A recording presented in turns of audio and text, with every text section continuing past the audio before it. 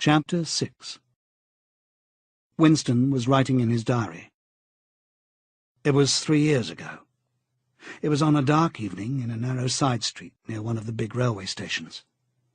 She was standing near a doorway in the wall, under a street lamp that hardly gave any light. She had a young face, painted very thick. It was really the paint that appealed to me, the whiteness of it like a mask, and the bright red lips. Party women never paint their faces. There was nobody else in the street, and no telescreens. She said $2. For the moment, it was too difficult to go on. He shut his eyes and pressed his fingers against them, trying to squeeze out the vision that kept reoccurring.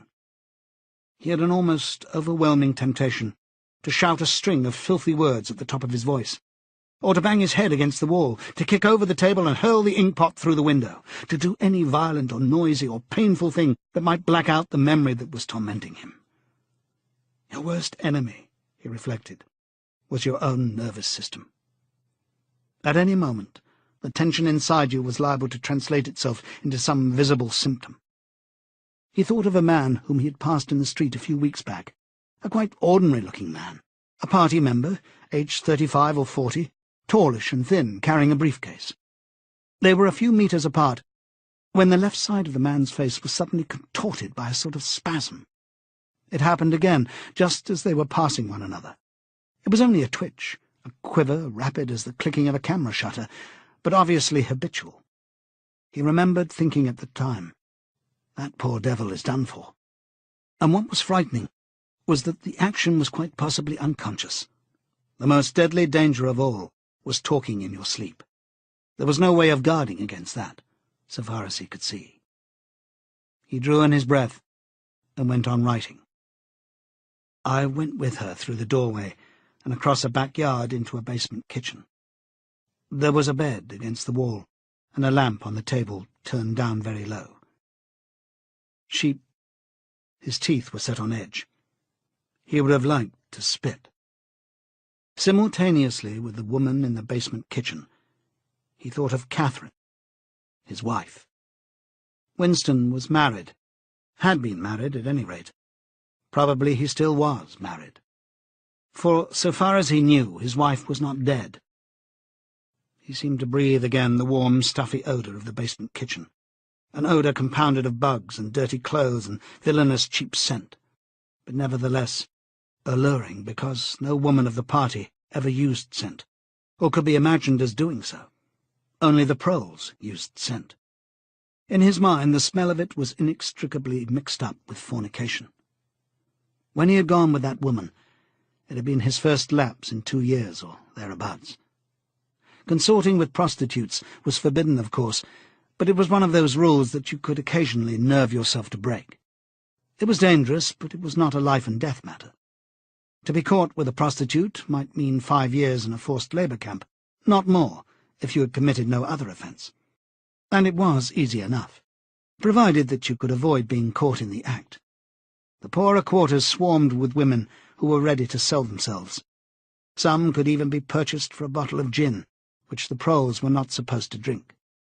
Tacitly the party was even inclined to encourage prostitution, as an outlet for instincts which could not be altogether suppressed. Mere debauchery did not matter very much, so long as it was furtive and joyless, and only involved the women of a submerged and despised class. The unforgivable crime was promiscuity between party members.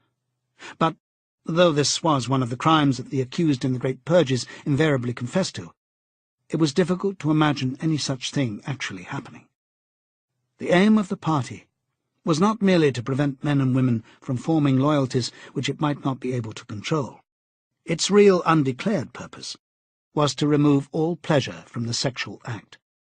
Not love so much as eroticism was the enemy inside marriage, as well as outside it. All marriages between party members had to be approved by a committee appointed for the purpose, and though the principle was never clearly stated, permission was always refused if the couple concerned gave the impression of being physically attracted to one another.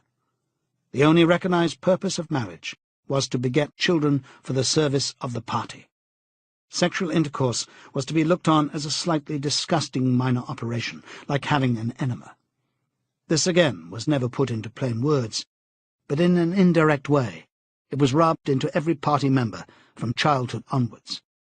There were even organizations such as the Junior Anti-Sex League, which advocated complete celibacy for both sexes. All children were to be begotten by artificial insemination, artsem, as it was called in newspeak, and brought up in public institutions. This, Winston was aware, was not meant altogether seriously, but somehow it fitted in with the general ideology of the party. The party was trying to kill the sex instinct, or if it could not be killed, then to distort it and dirty it. He did not know why this was so, but it seemed natural that it should be so. And so far as women were concerned, the party's efforts were largely successful. He thought again of Catherine. It must be 9, 10, nearly 11 years since they'd parted. It was curious how seldom he thought of her. For days at a time he was capable of forgetting that he'd ever been married. They had only been together for about 15 months. The party did not permit divorce, but it rather encouraged separation in cases where there were no children. Catherine was a tall, fair-haired girl, very straight with splendid movements. She had a bold, aquiline face, a face that one might have called noble, until one discovered that there was nearly as possible nothing behind it. Very early in their married life he had decided, though perhaps it was only that he knew her more intimately than he knew most people, that she had, without exception, the most stupid, vulgar, empty mind that he had ever encountered. She had not a thought in her head that was not a slogan, and there was not an imbecility, absolutely none, that she was not capable of swallowing if the party handed it out to her. The human soundtrack, he nicknamed her in his own mind.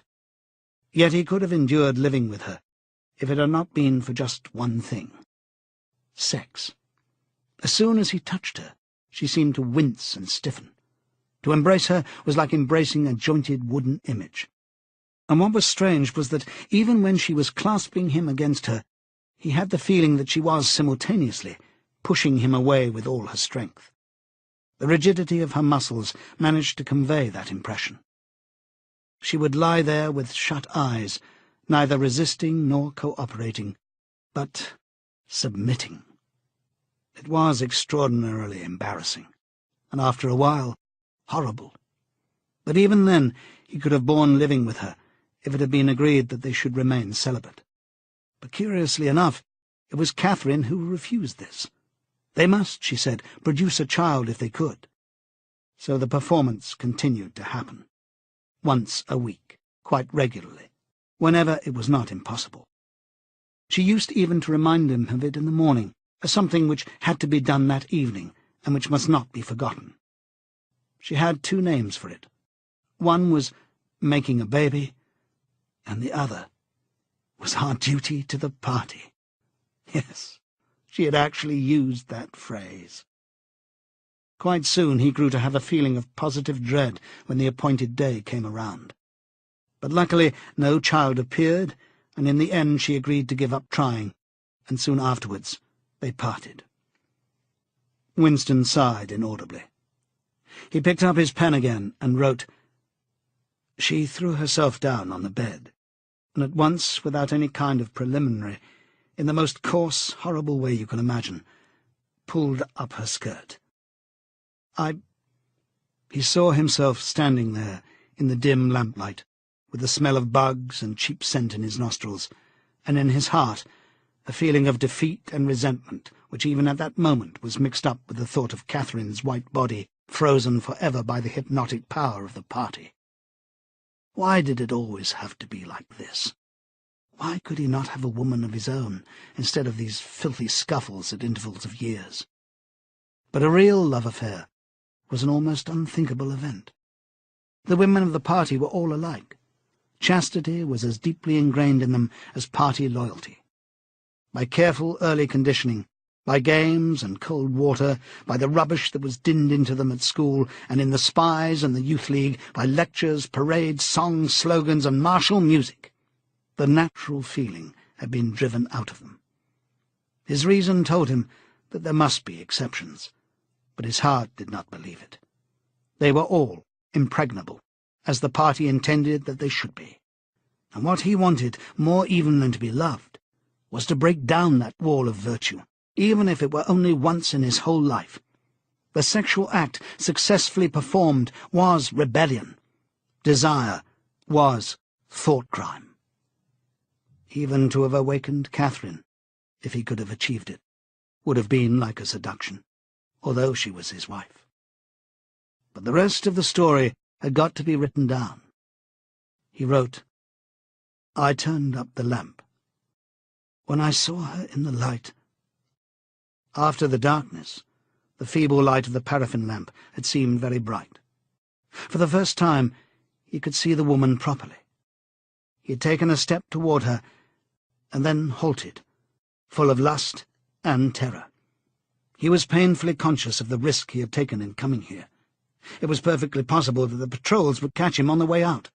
For that matter, they might be waiting outside the door at this moment. If he went away without even doing what he had come to do, it had got to be written down. It had got to be confessed. What he had suddenly seen in the lamplight was that the woman was old. The paint was plastered so thick on her face that it looked as though it might crack like a cardboard mask. There were streaks of white in her hair. But the truly dreadful detail was that her mouth had fallen a little open, revealing nothing except a cavernous blackness. She had no teeth at all. He wrote hurriedly, in scrabbling handwriting. When I saw her in the light, she was quite an old woman, 50 years old at least. But I went ahead and did it just the same. He pressed his fingers against his eyelids again. He had written it down at last. But it made no difference. The therapy had not worked. The urge to shout filthy words at the top of his voice was as strong as ever.